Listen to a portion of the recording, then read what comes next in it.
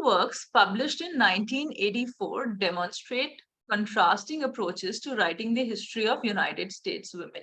Okay, now keep in mind that your first line is the most important of the passage, and for some reason, that's how we are wired, that we tend to forget it, to ignore it, or maybe because it's right in the beginning, so we even forget what it had said, right? So, but normally you might have a question. I mean, you will normally have a question which is where the answer will be right there in the first line. So that is, and whenever we start to reread, look for the answer, we normally start somewhere in the middle and we forget to look at the first line. So read your first line very carefully of every passage.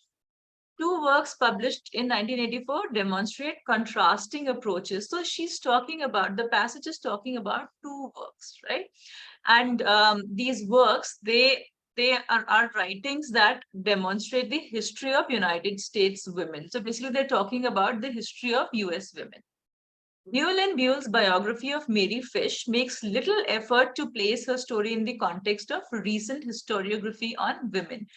Okay, so one of the two works is Buel and Buell. So look, automatically what I'm thinking in my mind is that there are two works. She's saying that we have two contrasting approaches. Topic is US women in both, right? Now, one is, I say Buel and Buell. I've already got this. The author says that Buel and Buell's biography of, so about the biography is of some lady, Mary Fish, makes little effort. When I say little effort, what does that mean? It makes almost no effort, right? So again, when we say little, it means almost none. When we say a little, that means some, right? So generally, the way we have few and a few as well, right? So makes little effort to place a story in the context of recent historiography. Historiography is the historical writings and all, right, on women. Lebsock, meanwhile, attempts not only to write the history of women. Okay, so then the other person is Lebsock, right? So she says that there are two works, right? The first two words are two works published. Now these are the two works. So when I read Buel and Buell, so that immediately that diagram is coming in my mind. I'm looking at Buel and Buell on one side of the column, and on the other side I'm waiting for which is the other work. The other work I'm given is Lebsock. Okay, so now this is the diagram which is there in my mind. What is the difference? It says Lebsack, meanwhile, attempts not only to write the history of women in one southern community, but also to redirect 2 decades of historiographical debate as to whether women gained or lost status in the 19th century compared to the 18th century. So they say that B&B, the Buel and Buell, it's just a biography, right? She's not actually putting her story in context of the historical writings and all. Whereas Lebsock is it's talking about women, giving us the story of women, but it is also talking about, whether women gained or lost status in the 19th century. So she's addressing it more actively. Lebsock is addressing this. That whether women gained or lost status in the 2 decades, in the 19th century as compared with 18th century. Now, 19th century, the moment I think 19th century, I have to tell myself that I'm talking about the 1800s over here, because this is a common, point of confusion among students, that they feel 19th century means, let's say 1900s, but no, 19th century means the 1800s. So starting from 1800 to 1900, that is the century that we're talking about. So, and when I say 18th century, then that means I'm talking about the 1700s. So let's say 1753 will be a part of your 18th century, right? Not 17th century. Okay, so she directly addresses this issue. Now, this is what both talk about biography of women, both talk about women, their life, their story, but Lebsock directly addresses the issue of whether women's status, okay, whether women gained or lost status in 19th century compared to the 18th century. Okay, now, although both books offer the reader the opportunity to assess this controversy regarding women's status, only Lebsock deals with it directly. Correct. So they're telling us that both books give us data, so we can assess that whether women's status actually became better or worse in the 19th century. But Lebesgue is the one who answers this question directly, who actually deals with it directly, right? B&B, Buell and Buell just gives us the data for us to assess ourselves, right? Okay, now she examines, now who are we talking about over here? Lebesgue. So she examines several different aspects of women's status, helping to refine and resolve the issues. So again, why that she directly tries to resolve the issues. Okay. She concludes that while women gain autonomy in some areas, especially in the private sphere, they lost it in many aspects of the economic sphere. So we are saying that it went better. She concludes, so it is her conclusion, right? She is herself directly involved in the question, right?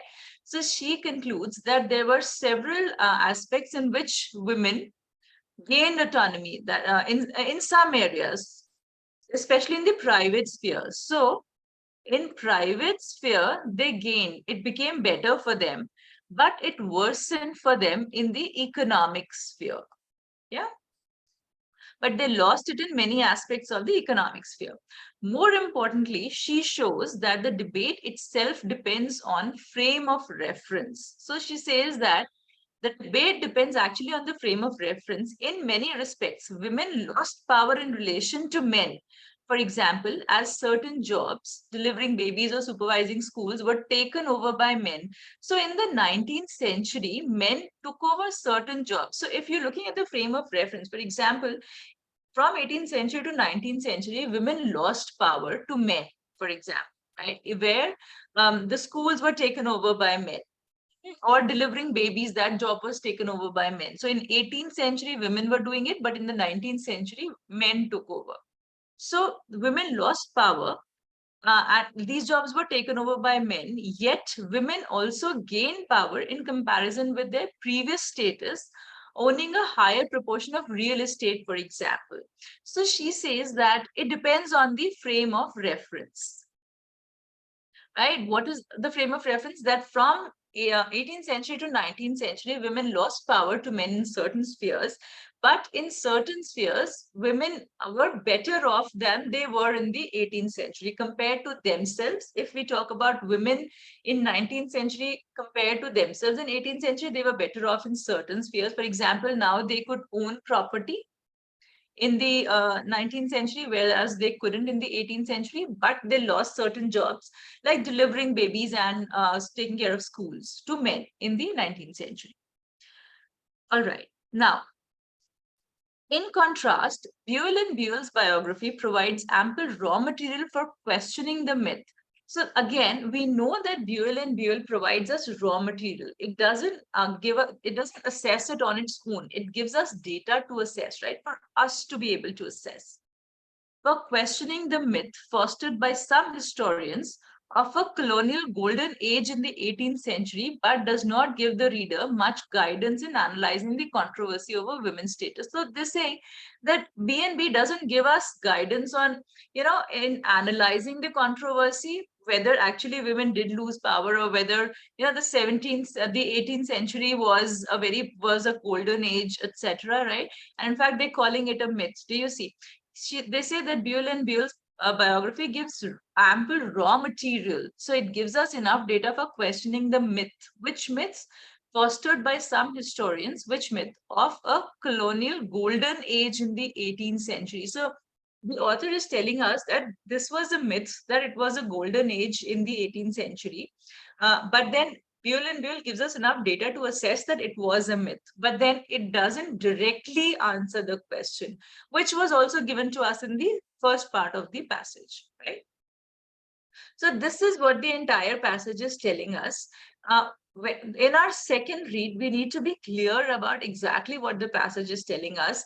We do not need to make these diagrams, but we need to be very clear in our heads, right? We don't have to, for example, know we need to know this distinction. By the time we are read, we need to know this distinction that Buell and Lebesgue, they both give us raw material, they both give us data, they both give us stories about the women in 18th century versus the 19th century. So we can assess on our own.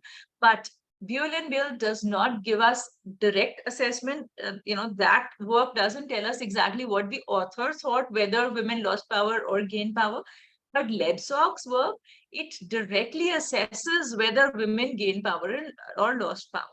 And Lebsauk's work also tells us that it depends on the frame of reference, that women gain power in some areas, but they, compared to men. But if you compare women with their own selves in the previous century, then they perhaps gain power, right? And they lost power as compared to men in certain cases, right? So these points, this difference between BNB and Lebsauk, and that Lebsauk gave us that frame of reference. These things we should be able to recall without having to read the passage again. If you are asked a question about specific differences, that whether in the 19th century, this was better, were women able to, let's say, own real estate, right? So if you're given a particular question based on that particular point, then you can certainly go back to the passage, get the answer. It's a small passage, it doesn't matter, where exactly you'll find it, right? Somewhere over here, because here it talks about Buell and Buell versus Lebsauk. Here it again talks about Buell and Buell. So somewhere over here, it talks about the Lebsauk's assessment, right? That the women gain power in this case, lost power in that case. So you'll look somewhere over here, and you'll get your answer. Okay, let's look at the questions now. The primary purpose of the passage is to examine two sides of a historiographical debate, call into question an author's approach to a historiographical debate. Look at that. We're not examining two sides, right?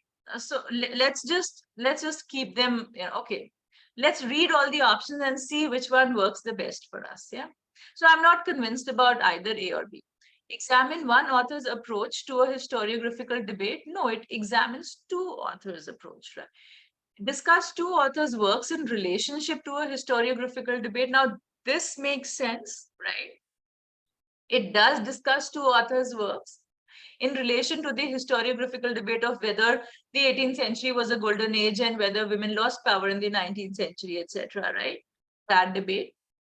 Now, explain the prevalent perspective on a historiographical debate. It doesn't talk about any prevalent perspective, right? So then the only thing that makes sense in these options, once I've read the passage, I know that the only thing that makes sense is option D. So I don't even have, I don't even have to look at the options again, or I have absolutely no doubt that this is the answer, right? Anybody has any question about any of the options over here? Does it make sense? Just the first question. Okay, let's look at the second one. The author of the passage mentions the supervision of schools primarily in order to. Okay, now where was the supervision of schools? You see over here, supervising schools, right? So what were we discussing? More importantly, she shows that the debate itself depends on frame of reference.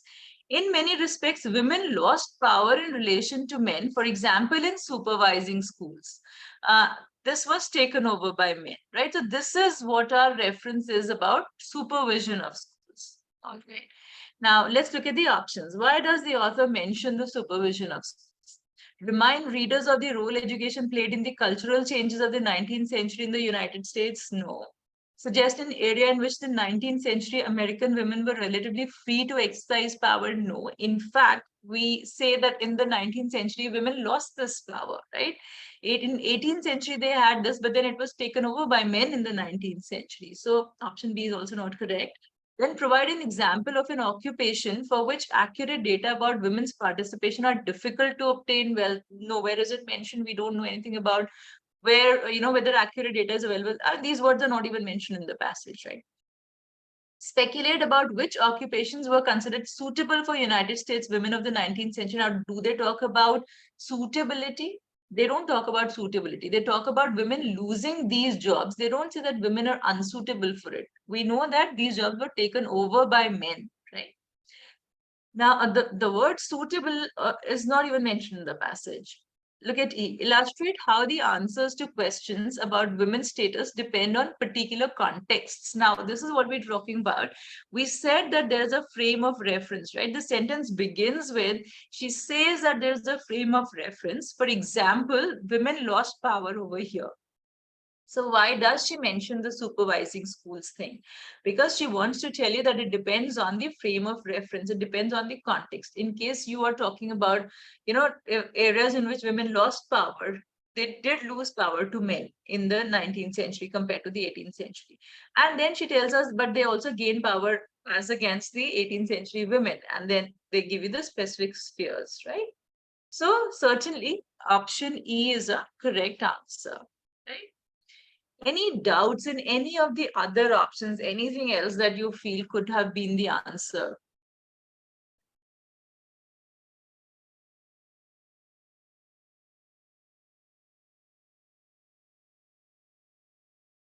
No? Good. Let's go on then.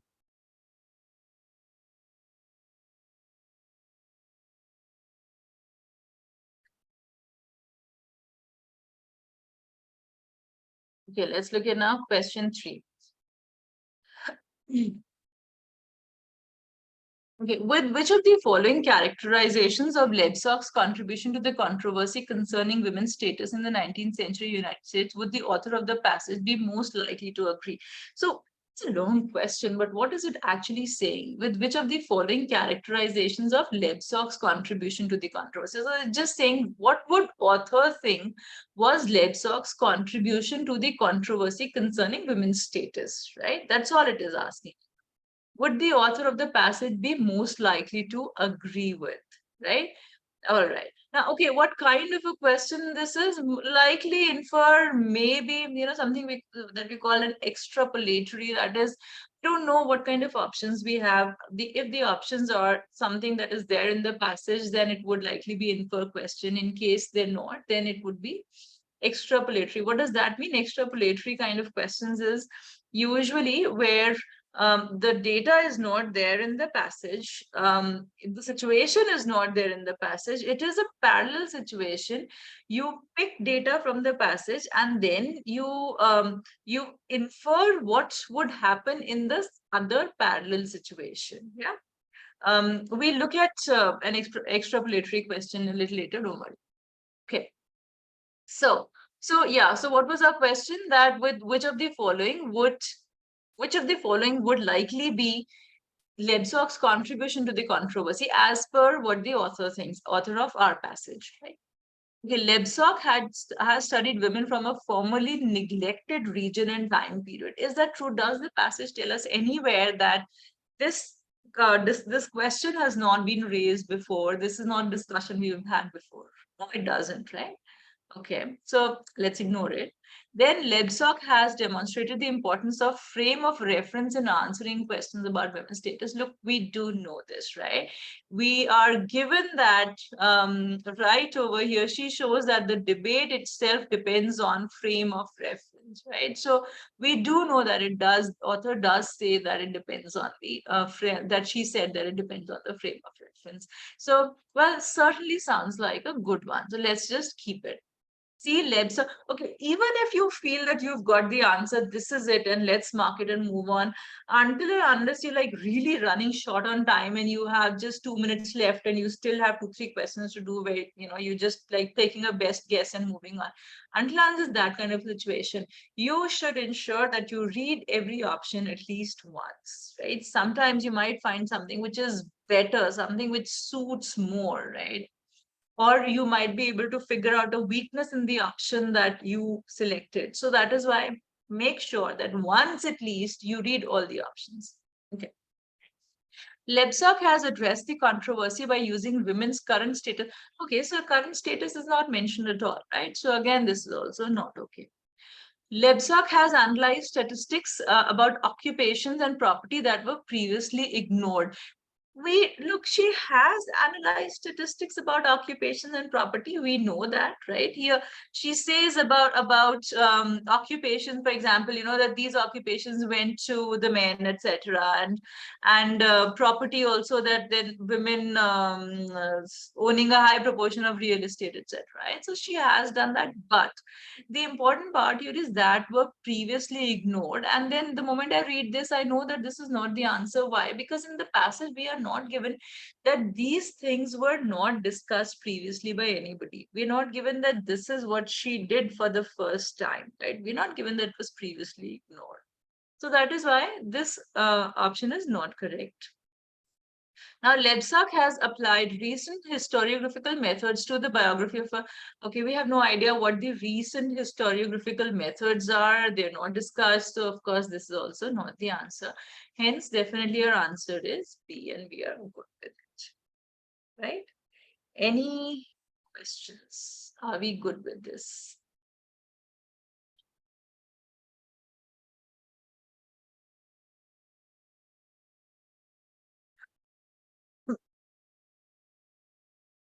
All right, great then.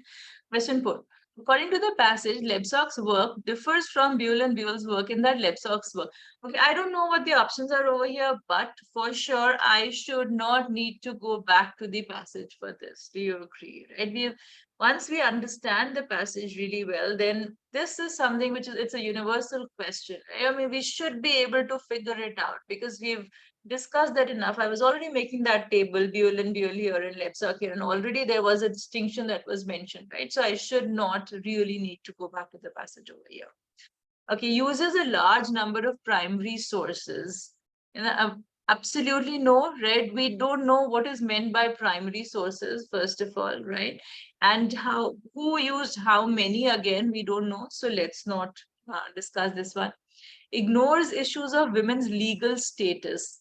We're saying, what does Lebsack's work do? So no, we don't know compared to Buell and Buell's work, right? We don't know about the legal status of the women. And in fact, if anything, Lebsack likely addressed that, the legal, rather than Buell and Buell, right? But in any case, we don't know about the legal status. So let's not discuss that. Refuses to take a position on women's status in the 18th century. In fact, Lebsack was the one who did take position. We know that Buell and Buell only gave us raw data. We know that Lebsack directly assessed it as well and gave us her opinion as well, right? So, well, I don't think this would be the answer either. Then addresses larger historiographical issues. Now, this is certainly possible. Yeah, look, we know that Lebsack, meanwhile, attempts not only to write the history of women in one southern, but also to redirect 2 decades of historiographical debate as to whether women gained or lost. We know that she did address the larger issues, right? Whereas BNB did not address the issues. BNB only gave us raw material for us to assess the issues, but Lebsack did address the issues. So fine, let's just keep it. Let's look at the last option too. Fails to provide sufficient material to support its claims. No, the passage doesn't say that it doesn't provide sufficient material, right? So then certainly D is our answer. Yeah. Okay, just a moment. Yeah. Why is current status? Okay, why is the current status not a frame of reference? What do you mean by current status? When I say current status, that means what is happening right now. So what is happening in the 21st century, right? The current status of women would be the status in the 21st century. Whenever a question is given to us and it is talking about today or current, then we have to assume that the question was written today and given to us today, right? So then do we have any discussion on the current status of women? Isn't it? We don't have. We're only talking about 18th century versus the 19th century. So this century is nowhere in the picture, right? So then the current status is irrelevant to us. It's out of scope for an argument. Make sense?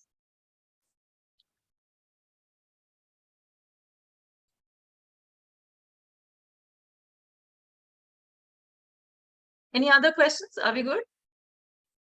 Cool. All right. Let's go on to the next question.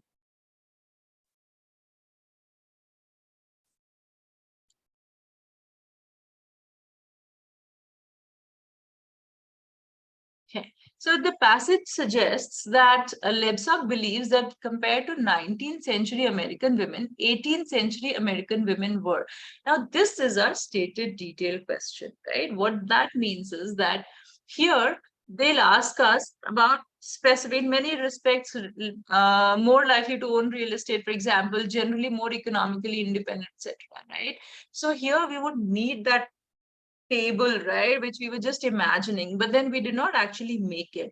So what are we going to do here? We are going to go back to the passage to ensure that the answer is what we think it is, right? It is best not to guess over here. There would be tricky options, there would be sneaky options in stated detail. It is best to go back to the passage once to ensure that the answer is what we think it is. Okay, compared to 19th century women, 18th century women were. So we were talking about 2 centuries, 19th and 18th. So the previous century, we are saying that we're asking about the characteristic of the previous century, of the 18th century women compared to 19th century. We want this century, we're discussing this one. The American women were in many respects less powerful in relation to men. All right. So look at that. In many respects, women lost power in relation to men. We are talking about the 19th century women, right? We are saying that in the 19th century, what happened in the 19th century is that women lost power in relation to men. So these were the women who lost power. So in fact, in this century, the women were more powerful, right? So this doesn't seem to be the answer. Okay, in 18th century, women were more likely to own real estate. Again, what do we have here? Yet women also gain power in comparison with their previous status, owning a higher proportion of real estate, which means that in 19th century, they had more real estate, right? So then, but we are asking about the 18th century women. So again, this doesn't seem to be the answer either. Okay, generally more economically independent. All right, so we had that in economic sphere something here, right? Right, so then what does it say? She concludes that while women gain autonomy in some areas, especially in the private sphere, they lost it in many aspects of the economic sphere. So she says that in the 19th century, women lost power, economic power, right? So that means in the 18th century, they had more economic power than they did in the 19th century. So in the 18th century, the women were generally more economically independent. It certainly seems to be the answer. Yeah, we'll just hold on to it for now. Okay, more independent in conducting their private lives. Okay, did we have something about their private lives as well? We did, right? Yeah. So she concludes that while women gain autonomy in some areas, especially in the private sphere. So in the 19th century, women had more power in the private sphere in the 19th century. So not in the 18th century. So then again, this is not the answer. And they were less likely to work as school superintendents in the 18th century. No, as we saw over here, delivering babies and supervising schools, right? We saw that these were the jobs that women lost to men in the 19th century. So in the 18th century, they were in fact more likely to work as school superintendents, right? So that is why this is also not the answer. So we know that the answer over here is C. Here, in stated detail, we should go back to the passage, right? Now, once I see that, yeah, this is incorrect, and I see that this is incorrect, and I see that this is correct, there is direct data for this, right? I should read DNE, but then do I necessarily need to find the place where, I see that then it is actually incorrect? Well, not necessarily. In case I'm certain, in case the data is given to me, generally I know that economic independence was more in the 18th century, it's written there very clearly, then I don't really have to worry about it. Yeah? If I have time, well and good. If I don't, then yeah, I don't have to worry about it. Yeah. Okay, any questions here?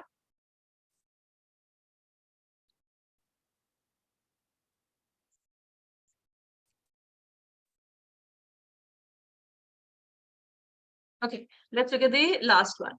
passage suggests that Buell and Buell's biography of Mary Fish provides evidence for which of the following views of women's history. So now we're talking about Buell and Buell's biography. Till now, we've pretty much focused on what Levsok was saying, right? Most of the questions were based on that.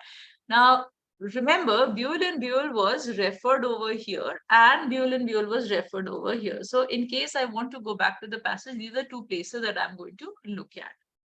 Okay. So, what does Buell and Buell's biography tell us, right? It provides evidence for what? Women have lost power in relation to men since the colonial era. We know that Buell and Buell does not give us anything like that, right? It will tell us that it will give us enough data for us to assess, but then it itself is not going to tell us whether women lost power or gained power, right? So let's just hold it. It doesn't look like the answer. Women of the colonial era were not as likely to be concerned with their status as were women of the. What did the women feel about it in the 18th century or the 19th century? We don't know, right? Nowhere in the passage is it mentioned that women were, they were concerned that they were losing power, or nothing like that is mentioned, right? The feelings of the women are not described anywhere in the passage. So again, ignore this. The colonial era was not as favorable for women as some historians have believed. Now, do you remember there was something that we read about, the myth, isn't it? Here it says, in contrast, Buell and Buell's biography provides ample raw material for questioning the myth fostered by some historians of a colonial golden age in the 18th century. So it's saying the author, author of our entire passage is saying that Buell and Buell's biography does provide us ample raw material for questioning this myth.